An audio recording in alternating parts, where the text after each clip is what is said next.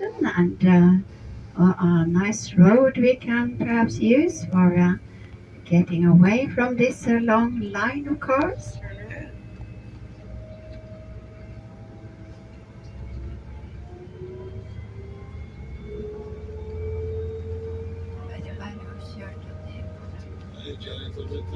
Ja.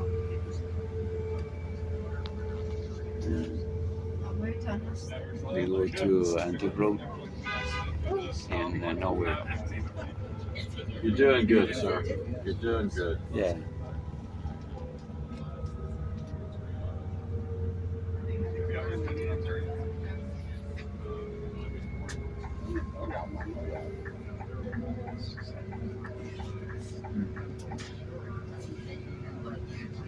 All right.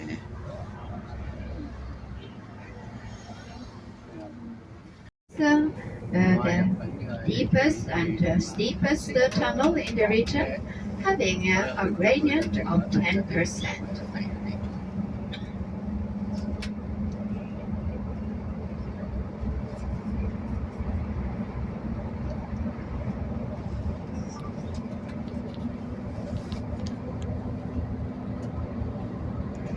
It took more than 3 years building this tunnel, and the price for the construction work turned out to be 800 million Norwegian kroner as the tunnel opened in 2009. It was first meant that 70% of the construction costs should be financed by toll charges. Many people here expecting a long-lasting payment time. Often big road projects in Norway can be lasting about 20 years before everything is fully financed by the car drivers. But fortunately, in this case, the tunnel was receiving some quite surprising subsidies 4 years ago, making the tunnel suddenly free of charge. So now we have been driving many times through the tunnel without any money given out.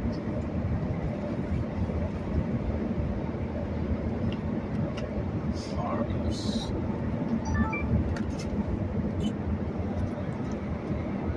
Here in front here, on the next island we are coming to, there is a neat looking farm. We see so well from this side, and a family is living permanently on that farm.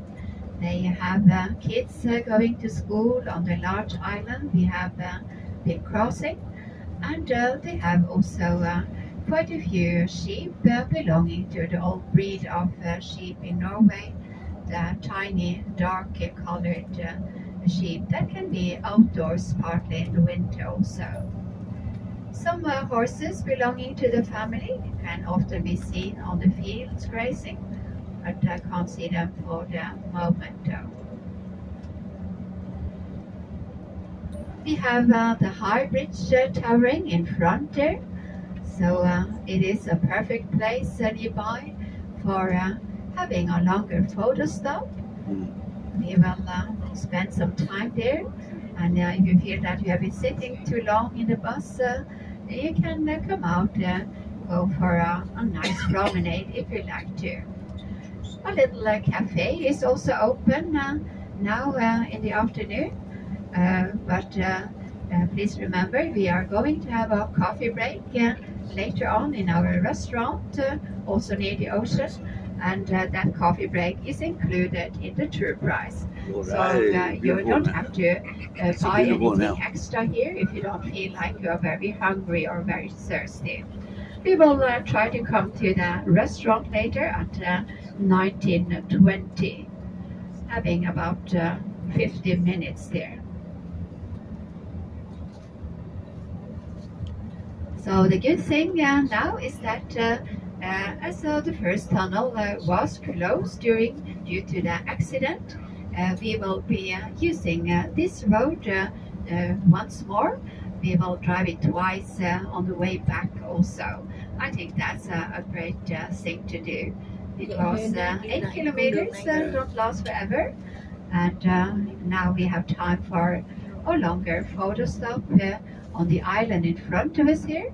It has a circular walk surrounding the island, and we see quite a few people are walking there now. Yeah. This walking trail is very comfortable, suitable also for wheelchairs even. So don't worry if you feel like Beautiful. going for a walk. Quite a few buses and camping cars are here, but I think we can find a parking space just in front there. Så det skulle egentlig kunne stått her framme. Ja,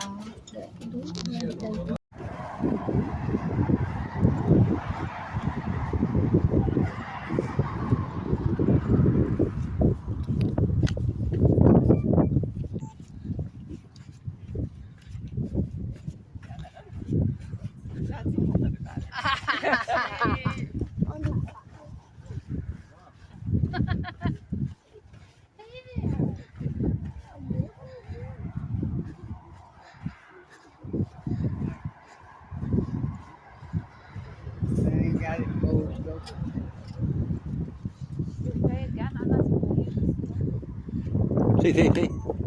Đứng đây chụp cái nè. The most beautiful bridge in the world. The most beautiful roads in the world. The Arctic Ocean in Norway.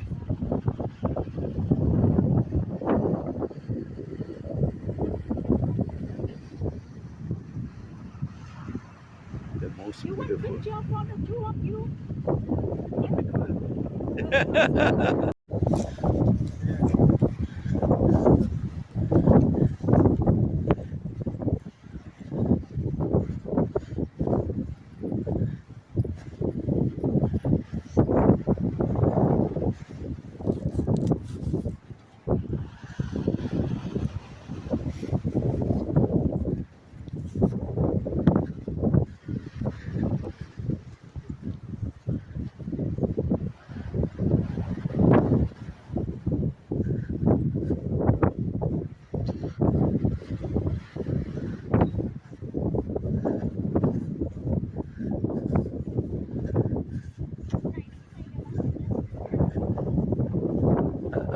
Ra chụp nữa chưa ra chụp đi.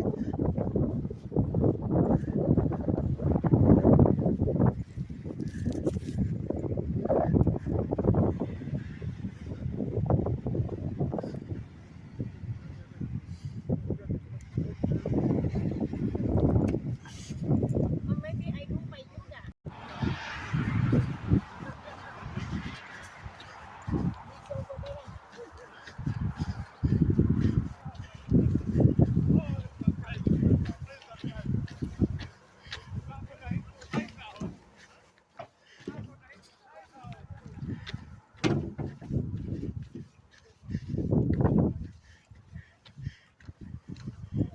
Nè, go.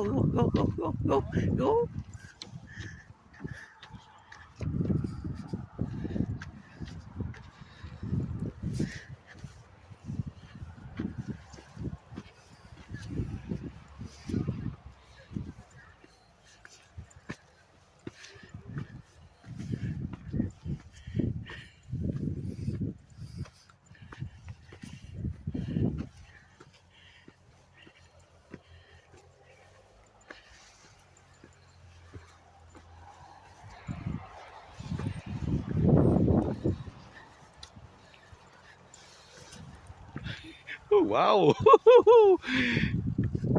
The most beautiful road in the world on top of it.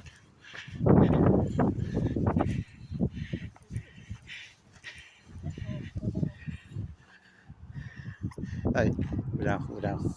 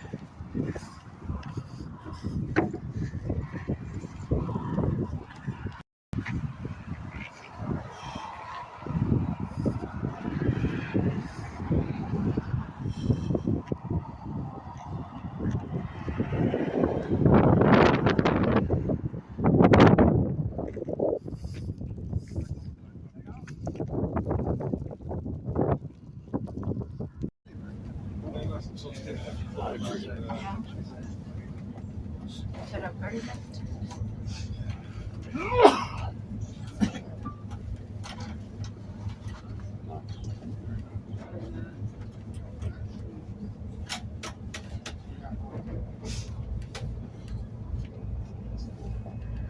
Coming down the high bridge, we are seeing in front of us quite a few sporty people who are standing in the raindrops, trying their angling luck on the popular angler bridge. So at times it can be hard finding a space for the car on the right hand side for anyone who wants to be fishing from the bridge here. The side bridges are very practical.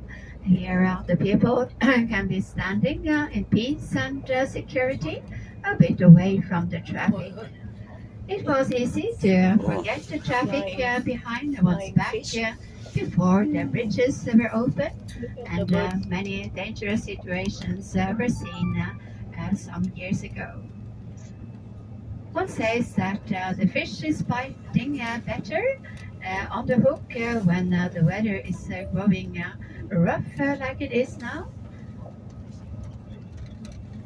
There are a few houses around us, but nowadays there are not so many people living near the Atlantic Road permanently as it was many years ago. The locals are often driving a bit fast. And if you go back to the year of 1900, there used to be 120 people, as I mentioned here, staying here at that time without any bridges between them. And they started moving towards the mainland in the 1960s.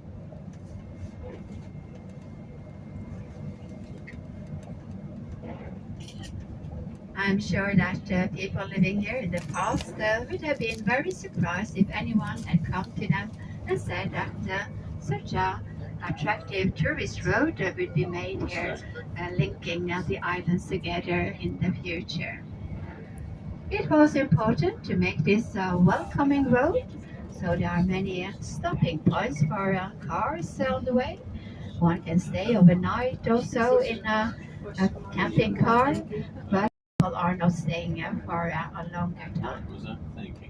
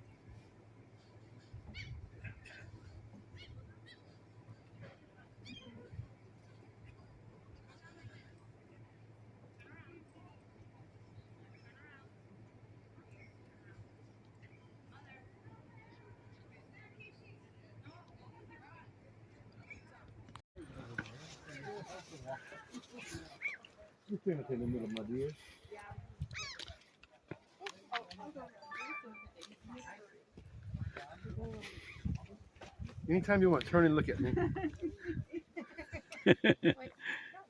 I got you. It doesn't take me but a second. Look, you see? Okay, let's take another one. Let me in, knock it in.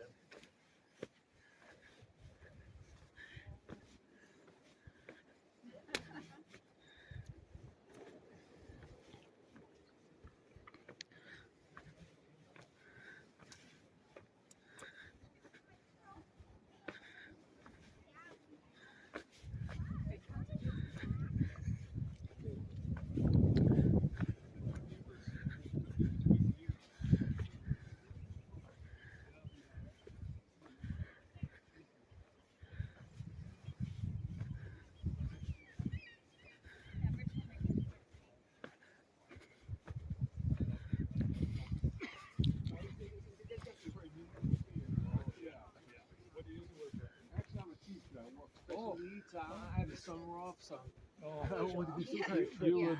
You and my wife would get my wife.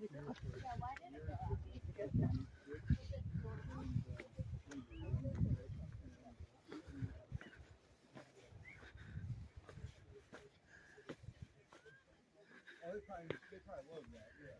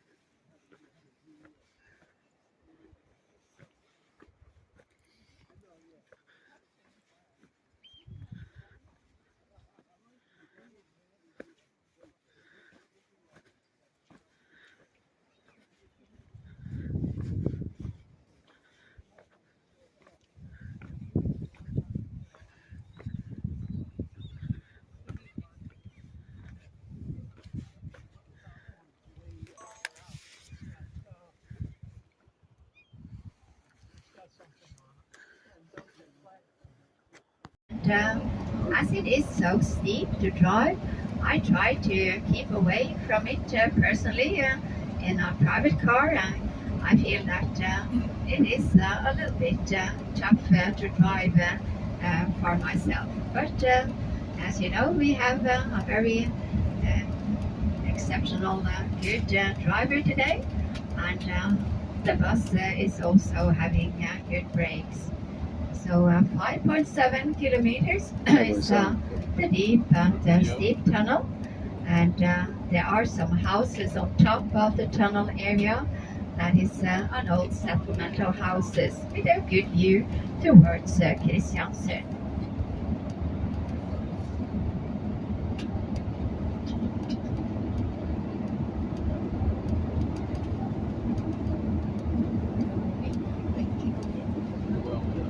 Ja, vi skal jo kjøre lang vei nå, så får se litt mer til byen.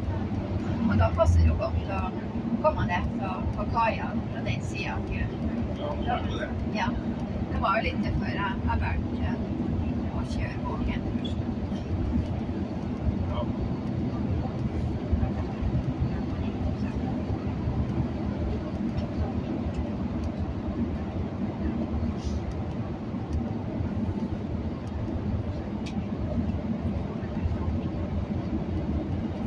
As long as the ferry was running between the island and Kristiansund, one had the possibility of leaving the car behind in the ferry terminal if one wanted to, and go as a foot passenger on the small ferry, which needed about 15 minutes going to town.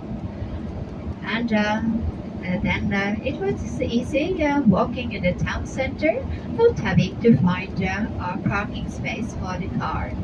Nowadays, this possibility has vanished.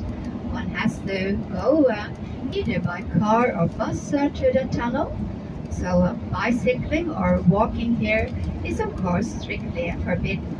It wouldn't be so very pleasant either. We are coming down to the blue light again. The blue light in front of us once more, indicating 250 meters below the sea level.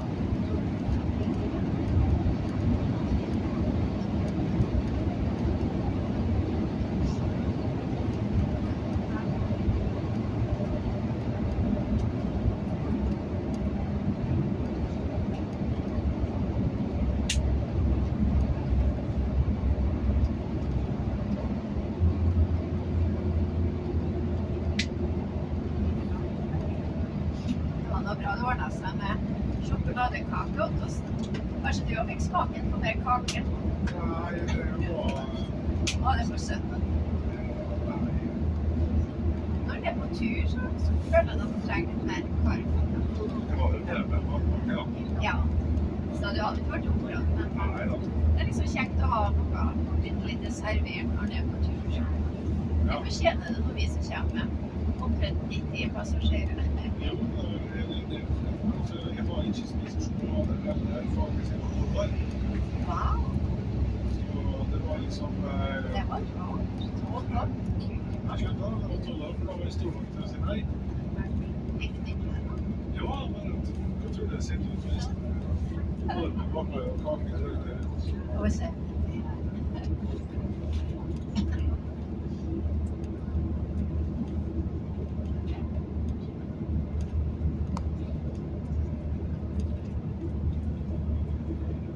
Our bus driver is special in many ways, and now I got the strange information that today, as we also, the two drivers and the two guides were served a piece of chocolate cake and a cup of coffee. He reveals for us that it was the first time he's eating chocolate and cake since he was 12 years old. Oh, that is amazing. Oh, I couldn't imagine myself staying away from chocolate and cake for so long.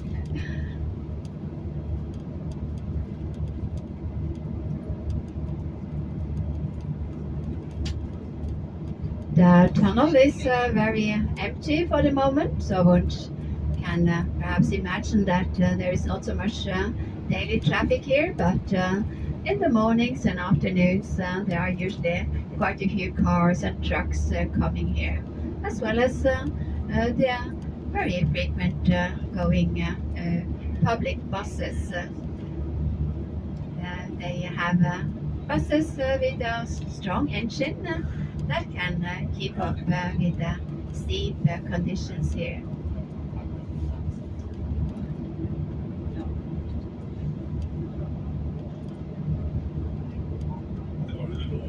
Stigning. Hva det så til alle her? For det var 10%, og det var 7, så Ja, Freifjordtunnelen har jo 8,5.